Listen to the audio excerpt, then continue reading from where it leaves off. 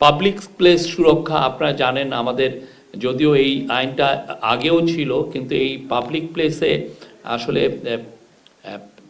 মানে তামাক মানে সিগারেট প্রচুর প্রচুর লোক ধূমপান করেন, এবং এই ক্ষেত্রে যে আমাদের যে নিয়মগুলো অনেক ক্ষেত্রে ভায়োলেটেড হয়। এবার এই জিনিসগুলো সুরক্ষা করা হচ্ছে, এই বিষয়গুলো আরও স্পেসিফাই করা হয়েছে, এক্সপ্লেন করা হয়েছে, এবং পরিধিটাও বাড়ানো হয়েছে পাবলিক প্লেসের। এবং এর ফলে যেটা হবে যে তামাক পণ্য, আমরা আশা করছি যে পাবলিক প্লেসে তামাক পণ্যর ব্যবহার বা ধূমপান কমে আসবে।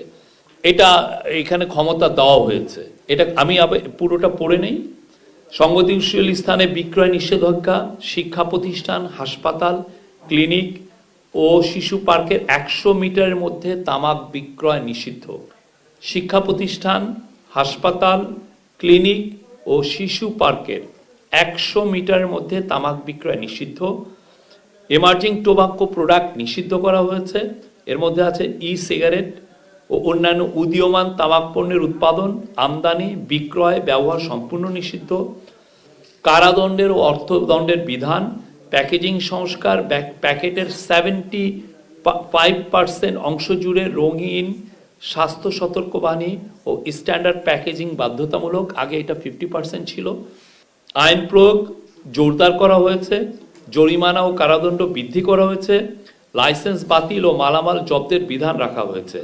আপনারা জানেন কালকে ধূমপান ও তামাকজাত দ্রব্য ব্যবহার নিয়ন্ত্রণের উপরে একটা ল, যেটা সংশোধন অধ্যাদেশ, এটার একটা গেজেট হয়েছে। এটা আসলে গত সপ্তাহের গত ক্যাবিনেট মিটিংয়ে এটা অ্যাপ্রুভ হয়েছিল, কিন্তু কিছু ভেটিং জনিত কারণে এটা আমরা তখনই অ্যানাউন্সমেন্টটা করি নাই। তো গতকাল এটা আপনারা জানেন যে এটা গতকাল গ্যাজেটেড হয়েছে এবং অনেকে রিপোর্টও করেছেন। তাও আপনাদের জানার স্বার্থে বলছি, সেটা হচ্ছে যে এইটা আপনারা জানেন বাংলাদেশের তামাক, বিশেষ টোবাকোজাত দ্রব্য সরকারি হিসাবে এটা প্রতি বছর 1,30,000-এর বেশি লোক অকাল মৃত্যু ঘটে।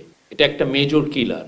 তো সেইটাকে মানুষের পাবলিক হেলথটাকে একটা মানুষকে পাবলিক হেলথের প্রোটেকশনের জন্য এবং বেটার পাবলিক হেলথের জন্য সরকারের এই যে লটা হলো, সেটা আমরা মনে করছি যে এটা একটা হিস্টোরিক অ্যাচিভমেন্ট। এটা একটা খুবই হিস্টোরিক ল। এর ফলে আশা করা হচ্ছে যে বাংলাদেশে তামাক এবং তামাকজাত দ্রব্য ব্যবহার অনেকাংশেই কমে আসবে। এখানে মূল যে বিষয়টা সেটা হচ্ছে যে এই অধ্যাদেশের মূল লক্ষ্য হচ্ছে তামাক ও নিকোটিন জাত দ্রব্যের ক্ষতিকর প্রভাব থেকে জনগণের স্বাস্থ্য সুরক্ষা নিশ্চিত করা, নতুন ও উদীয়মান তামাক পণ্যের বিস্তার রোধ করা, বিদ্যমান আইনের ফাঁকফোকর দূর করে একটি সমন্বিত ও কার্যকর আইনগত কাঠামো গড়ে তোলা, এবং কিছু কিছু ক্ষেত্রে প্রধান নীতি পরিবর্তন করা হয়েছে। আপনারা জানেন অলরেডি কিছু এসছেও, যেমন ই সিগারেট, তামাকজাত দ্রব্যের সংজ্ঞায় ই সিগারেট এন্ডস, ENDS, তারপরে HTP, নিকোটিন পাউচ, এগুলোকে অন্তর্ভুক্ত করা। আপনারা দেখছেন গ্লোবালি সিগারেট অনেক জায়গায় নতুন তামাকজাত পণ্য আসছে, নতুন মার্কেটিং করছেন তারা, এবং অনেকের কাছে এটা পপুলারও হচ্ছে, কিন্তু এদেরও ক্ষতিকর প্রভাবটা অনেক।